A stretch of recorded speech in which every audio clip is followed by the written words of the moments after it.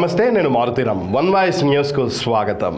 సిద్దిపేట జిల్లా గజ్వేల్ పట్టణంలో గల ప్రగతి వొకేషనల్ జూనియర్ కాలేజ్ విద్యార్థులకు ఓ ప్రైవేటు ఫంక్షన్ హాల్లో మహిళల రక్షణకు ఉన్న చట్టాల గురించి, షీటీం నిర్వహిస్తున్న విధుల గురించి, షీటీం ద్వారా ఎలా రక్షణ పొందవచ్చో అనే అంశాల గురించి గజ్వేల్ పట్టణ సిఐ సైదా క్షుణ్ణంగా వివరించారు.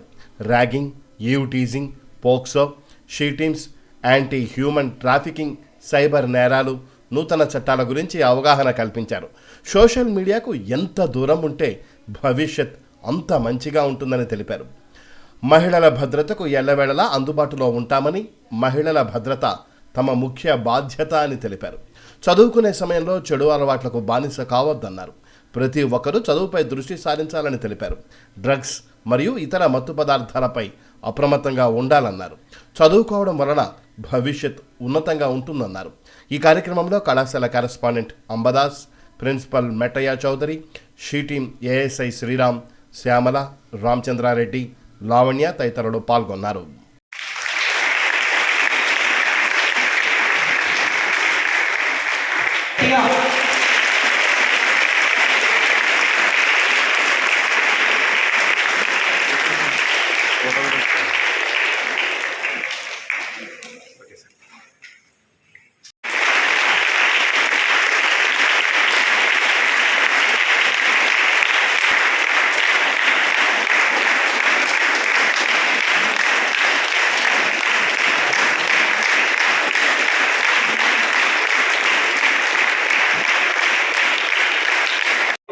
మనకి ఈరోజు సార్ వాళ్ళు అవేర్నెస్ కలిగించడం జరుగుతుంది. సో బాయ్స్ అండ్ గర్ల్స్ ఇద్దరు కూడా జాగ్రత్తగా సార్ వాళ్ళు చెప్పేటటువంటి విషయాలన్నిటినీ కూడా శ్రద్ధగా విని మీరు మీ యొక్క డైలీ లైఫ్లో వాటిని ఆచరిస్తూ జాగ్రత్తగా ఉండాలి. ఓకేనా?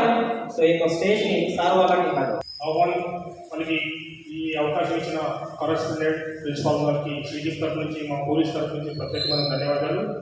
మన ట్రాఫిక్ రూల్స్ గురించి మా ఇన్స్పెక్టర్ గారు మాట్లాడుతున్నప్పుడు మీలా చదువుకుంటారు, మాకు ఎవరు కూడా ఇలా చెప్పేటోళ్ళు ఎవరు లేరు. ఇప్పుడు మాకు అనిపిస్తుంది ఆ సమయంలో మేము మీకు చెప్తున్నట్టుగా ఎవరైనా చెప్పి ఉన్నట్లయితే ఇంకా మంచి పొజిషన్ మేము వెళ్ళేటోళ్ళము అనే ఆలోచన మాకు ఇప్పుడు అనిపిస్తుంది. మీకు మంచి అవకాశం ఉంది. లైఫ్ అనేది చాలా చిన్నది. జస్ట్ లైక్ ఈ ఫోన్, మీ లైఫ్ కూడా మీ జీవితం మీ చేతిలో ఇలాగే ఉన్నది. ఈ ఫోన్ మీ చేతిలో ఉన్నది, అసలు నా చేతిలో ఉన్నది. ఫోన్లో మాట్లాడుకోవచ్చు, టేబుల్ పై పెట్టుకోవచ్చు, జేబులో పెట్టుకోవచ్చు. ఇఫ్ వన్స్ ఒక్కసారి కింద పడింది అనుకోండి, అది అలా బ్రేక్ అయిపోతుంది, పగిలిపోతుంది. ఎంత వద్ద అనుకున్నా మీ లైఫ్ కూడా అటువంటిదే. ఇప్పుడు ఈ సమయంలో మీరు సద్వినియోగం చేసుకోండి. మంచి టైం సిచ్యువేషన్ బట్టి మంచి చదువు పైన కాన్సన్ట్రేట్ చేసి, అవసరమైన విషయాలపైన ఫోకస్ చేసి, అనవసరమైన విషయాలు పట్టించుకోకుండా ఉండి ఈ 5 సంవత్సరాలు కనుక మీరు ఎటువంటి చెడుదారి వెళ్ళకుండా ఉన్నట్లయితే మీ భవిష్యత్తు కూడా బాగుంటుంది, బంగారు వాడవుతుంది. కాకుండా ఇలా చిన్న చిన్న విషయం ఫోన్ కింద పడిపోయిన సెకండ్ హ్యాండ్ అయిపోయినదో దేనికి పనికి రాకుండా మీ లైఫ్ కూడా మీ చేతుల నుంచి ఎదుటి వ్యక్తి చేతిలో ఉండకుండా చేయవలసిన మార్గాలు వెతుక్కోవాలి. మార్గాలు వెతుకోవడం ఒకటే ఒకటి, దానికి ఆన్సర్ వేరేదేమీ లేదు. మీరు పోయి వ్యవసాయ పొలంకి వెళ్ళి పొలం పని చేయమని గంపెత్తమని చెప్పట్లేదు. చదవండి, చదువుతున్నది ఎంతవరకు గ్రహించగలుగుతున్నారు, ఎంత చదివినా ఎగ్జామ్ ఎంతవరకు ఇంప్లిమెంట్ చేయగలుగుతున్నారు.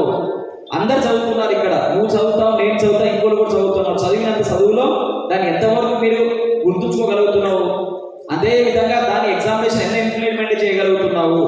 నీకు అర్థం కాకపోతే 1-4 అడిగి తెలుసుకోవాలి తప్ప నాకు రాదు అనే ఆలోచనలు ప్రతి మనిషి ఎవరికైనా మేధస్సు ఎక్కువ ఎవరికి లేదండి. అందరికి సమానంగానే బ్రెయిన్ ఉంటుంది. మనం ఆలోచించే విధానం బట్టి, మనం ఆచరించే పద్ధతులు బట్టి, మనం చేసే ఆలోచన, మనం జరిగే చుట్టుపక్కల వాతావరణం బట్టే మనకు చదవాలనే ఆలోచనతో మంచి ఉద్దేశం చదివామనుకోండి, అనుకున్నది సాధించవచ్చు. అలా కాకుండా ఒక అర్ధగంట చదివి ఆ అబ్బాయికే మంచిగా వస్తున్నా, అమ్మాయికే మంచిగా వస్తున్నా, నాకు మార్క్స్ రావట్లేదని ఇంటర్గా మీరు బాధపడటం మరి అటువంటి చెయ్యొద్దు. చదవండి, కష్టపడండి. అనుకున్న ఫీల్డ్ కాకపోతే ఇంకో ఫీల్డ్ సెట్ అవుతారు. చదవకుండా గాలికి దీపం పెట్టి దేవుడా నువ్వే దిక్కండి, దేవుడు వచ్చి కాపాడాలని విషయం మర్చిపోవద్దు. కష్టపడండి, ప్రయోజకులు అవ్వండి, మంచి మార్గంలో వెళ్ళండి. అది అవ్వాలంటే ఒకటి మార్గం, చదవడం మాత్రమే. మీరు అనుకుంటారు ఇక కాలేజీకి వచ్చిన వాళ్ళు, స్కూల్కి వస్తున్న పిల్లలకు కూడా చెప్పండి ఇదే విషయం. ఇప్పుడు నేను చెప్పే ప్రతి ఒక్క విషయాలమ్మా ఒక్కసారి గుర్తుంచుకోండి. మీరు మీతో పాటు మీ కుటుంబ సభ్యులకు, మీ బంధుమిత్రులకు, మీ చుట్టుపక్కల ఉన్న వాళ్ళు ప్రతి ఒక్కరికి తెలియపరచండి. అందులో కొంతమంది ఆచరించాలంటే వాళ్ళ భవిష్యత్తు బాగుంటుందని ఆలోచనతో మేము చెప్పే. కాబట్టి ఒక్కసారి ఆలోచించుకొని ముందుకెళ్ళండి. మీకు ఇక్కడ ఉన్న అమ్మాయిలు కావచ్చు అబ్బాయిగా ఒక్కసారి మీరు ఉదయం లేచినప్పటి నుంచి ఆపద అనేది ఏ రూపంలో ఉండొచ్చు. ముందు జాగ్రత్తగా మనం జాగ్రత్త వహిస్తూ ముందుకు వెళ్ళినట్లయితే ఎటువంటి ఇబ్బందులు కలగకుండా ఉంటుంది. మీరు ఇంటి దగ్గర బయలుదేరేటప్పుడు ఇంటి దగ్గర సరౌండింగ్ ఏరియాలో ఏ రూపంలో ఆపద ఉండొచ్చు. అక్కడ నుంచి స్కూల్కి వస్తున్నప్పుడు లేక కాలేజ్కి వస్తున్నప్పుడు రిటర్న్ పోతున్నప్పుడు ఇక మార్గం మధ్యలో ఎటువంటి ఏ రూపంగానే ఉండొచ్చు. అవి అవ్వడానికి కారణాలు ఏంటో ఒక్కసారి గ్రహించండి. మీరు యాక్సిడెంటల్గా ఏమైనా జరిగిందంటే దాన్ని ఎవరేం చేయలేము. కానీ మన తప్పిదం వల్ల మానవత కావాలని ఉద్దేశపూర్వకంగా మనం చేసుకున్నది.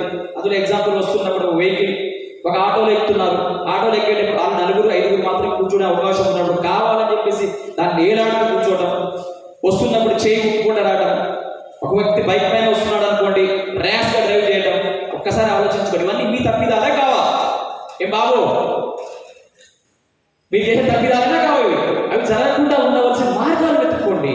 అవి మార్గాలు వెతుక్కొని ముందుకు వెళ్ళామనుకో మీ భవిష్యత్తు బాగుంటుంది అనే విషయం గుర్తుంచుకోండి. ఎందుకు అవసరం అవుతుంది అంటే ట్రాఫిక్ అనేది మన ముఖ్యంగా అవసరం ఎందుకు అవుతుందంటే ఒక వ్యక్తి సరైన సమయంలో సరైన ప్రదేశానికి సరైన సమయానికి రీచ్ కావడానికి మా ట్రాఫిక్ వ్యవస్థ అనేది చాలా ఉపయోగపడుతుంది. అంటే ట్రాఫిక్ అంతరాయం కలగకుండా ఒక పేషెంట్ ఉంటే పేషెంట్ హాస్పిటల్కు సమయంలో రీచ్ అవుతేనే గోల్డెన్ అవర్స్లో రీచ్ అవుతేనే వాళ్ళు ప్రాణాన్ని కాపాడిన వాళ్ళు అవుతారు. కాబట్టి దానికి అంతటికీ మనకు తెలియకుండానే మనమే బాధ్యులం అవుతాం. ట్రాఫిక్ అంతరాయం కలిగించి నా చిన్న ఒక బండి కదా రోడ్డు మీద పెడితే ఏమవుతుంది అంటే ఒక బండి పెడితే అన్ని బండ్లు అడ్డుకొని అంబులెన్స్ పోకుండా కానీ మనం ఏదో ఇంటర్వ్యూ పోవాల్సిన టైం ఉంటుంది.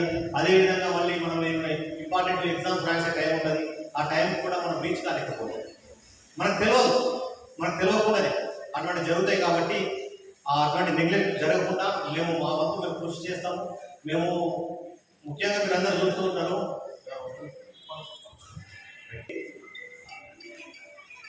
ముఖ్యంగా మనము 2 వీలర్స్ కానీ 3 వీలర్స్ కానీ ప్రతి ఒక్కరికి ఉన్నాయి. 2 వీలర్స్ అయితే ప్రతి ఒక్కరికి ఉన్నాయి. ఇళ్ళలో లేని వాళ్ళు ఎవరు ఉన్నారా? 2 వీలర్స్ లేని వాళ్ళు ఎవరంటే చెప్తే మీ ఇంట్లో వాళ్ళ ఒక్కరికి లేదు. 1, 2, 3, 4 దగ్గర 200 మందిలో 4% లేవంటే జస్ట్ 2%. అంటే 98% అందరూ కూడా వాహనాలు కలిగిన వాళ్ళే. అంటే మనకు రోడ్ నాలెడ్జ్ ఉండాలి, ఆర్టీఏ నాలెడ్జ్ ఉండాలి, ఇవన్నీ ఉండాలనే ఉద్దేశంతో చెప్పడం జరుగుతుంది. కాబట్టి ప్రతి ఒక్కరికి 2 వీలర్ నడిపే వాళ్ళు తప్పనిసరిగా హెల్మెట్ ధరించాలి.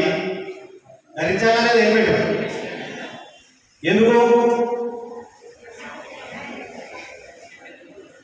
రోడ్డు ప్రమాదాలు 2 వీలర్ ద్వారా రోడ్డు ప్రమాదాలు జరిగే దాంట్లో హెల్మెట్ లేకుండా చనిపోయే వాళ్ళలో హెల్మెట్ లేకుండా చనిపోయే వాళ్ళు 90%. 10% మాత్రమే వేరే చోట అంటే బాడీలో వేరే ఆర్గన్స్ తగ్గి చనిపోయిన వాళ్ళు 10% అయితే 90% హెడ్ ఇంజరీ వల్ల చనిపోయిన వాళ్ళు 90%. అర్థమైందా? హెల్మెట్ అందుకోసం ప్రాధాన్యత ఉంది. చేతి ఇరిగిపోతే మళ్ళీ 40 రోజులు ట్రీట్మెంట్ తీసుకుంటే మళ్ళీ చేతి అవుతుంది. కానీ హెడ్ ఇంజరీ అయితే మాత్రం అతను పిచ్చోడన్నా లేకపోతే చనిపోతాడు. చనిపోతే నో ప్రాబ్లం, ఒక రోజు ఎడుతూ ఊరుకుంటారు. కానీ హెడ్ ఇంజరీ అయితే వాడు పిచ్చోడతాడు, మెంటల్ అవుతాడు. కాబట్టి వాడి నర్వ్ సిస్టమ్ పనిచేయకుండా అయిపోతుంది. వాడు జీవితకాలం బెడ్ మీద ఉంటాడు, ఒక నరక యాపన. అర్థమైందా? కాబట్టి ప్రతి ఒక్క 2 వీలర్స్ కొంతమంది అంటారు, మీ దాంట్లో మీ ఫాదర్స్ కానీ మీ బ్రదర్స్ కానీ ఏమని చెప్తారు తెలుసా? సార్ మేము ఇక్కడే సార్ పొలం దగ్గర పోతున్నా సార్, నాకు ఇంటికి హెల్మెట్ సార్ అంటారు. అవునా లేదా? ఈ వర్డ్స్ మీ నుంచి వస్తాయి. మేము వెహికల్ ఆపుతుంటే సార్ ఇక్కడే సార్ మేము పోయి ఎంత దూరం సార్ 100 మీటర్లే సార్ అంటారు. అంటే యమధర్మనాకు 100 మీటర్లు అయితే వదిలేయాలి ఉంటుందా? చిన్న రాయి అయితే పడిపోయి తలకే బాగదా? కాబట్టి ఎక్కడికైనా సరే మేము మీకెందుకు చెప్తున్నాము అంటే స్పెషల్లీ గర్ల్స్ అంటే ఫాదర్ కుటీలు ఉంటారు వీళ్ళందరూ కూడా. నాకు కూడా కూతురు ఉంది కాబట్టి నేను చెప్తున్నాను. నా కూతురు ఏదైనా చెప్తే నేను తప్పకుండా పని చేస్తాను. తప్పు అని తర్వాత చెప్తున్నచ్చు కానీ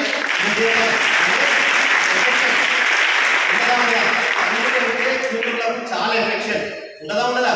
కాబట్టి మీరందరూ కూడా మీ తండ్రులతోని ప్రమాణం తీసుకోండి. పప్ప అంటే మిమ్మల్ని రక్షించే వాళ్ళు. మీకు పెళ్ళయ్యేంత వరకు మిమ్మల్ని ప్రొటెక్ట్ చేసేది ఎవరు? తండ్రే కదా. తల్లి వంట చేసి పెడుతుంది, మంచి మాట చెప్తుంది, మీకు మంచి చెడు కాలేజీలో ఫీజు కట్టాల్సిన అన్ని కూడా ఎవరు చేసేది? తండ్రి. కాబట్టి మీ తండ్రికి మీ మాటనే వింటాడు తండ్రి. మా మాటినాడు, నా సిఐ మాటినాడు, డిఎస్పీ మాటినాడు, సిపి గారు మాటినాడు, ఎమ్మెల్యే మాటినాడు. ఎవరు మాటినాడు? కూతురు మాటినాడు. నేను తప్పక చెప్తున్నాను. ప్రతి తండ్రి, ఎటువంటి తండ్రి అయినా సరే, కూతురు తండ్రిని తాగకుండా ఉంచాలన్నా ఉంచగలదు, హెల్మెట్ పెట్టించాలన్నా పెట్టించగలదు, ఇంట్లో కూర్చుండబెట్టాలంటే కూడా కూర్చుండబెట్టరు. తండ్రిని మాత్రం కూతురు ఎవరు కూర్చోబెట్టారు అంటే కూతురు ఎఫెక్షన్ తండ్రి మీద ఆ విధంగా ఉంటుంది. కొడుకు అడగడు, తండ్రిని రాగానే